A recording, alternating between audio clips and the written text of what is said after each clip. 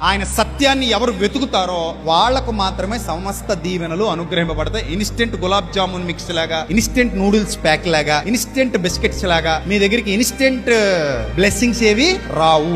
ఓపికతో కనిపెట్టాలి, సహనం కావాలి, ఓర్పు కావాలి. ఆ ఓర్పు సహనం నీ దగ్గర ఉంటేనే బలిష్టమైన ఆయన రెక్కల క్రింద దీన మనస్సు కలిగి ఉండు.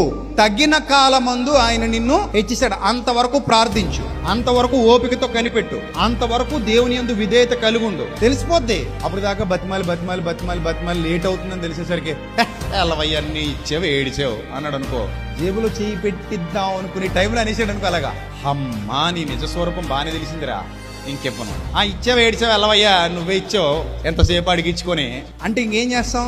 మన జీవితాలు కూడా అలానే ఉంటాయేమో, జాగ్రత్త. సో అందుకే ఎప్పుడు కూడా స్వార్థపూరిత ప్రయోజనాల కోసం దేవుని సన్నిధికి రాకూడదు. సత్యం కోసం పరిగెత్తాలి. సత్యమే నీకు సమస్తాన్ని ఏం చేస్తుంది, ఇస్తుంది. సత్యమే నీకు అన్నింటికీ ద్వారాలు తెరుస్తుంది. సత్యం నిన్ను స్వతంత్రుడుగా చేస్తుంది. సత్యమే మిమ్మల్ని స్వతంత్రులనుగా చేయును అని వాక్యం సెలవిస్తోంది. రైట్.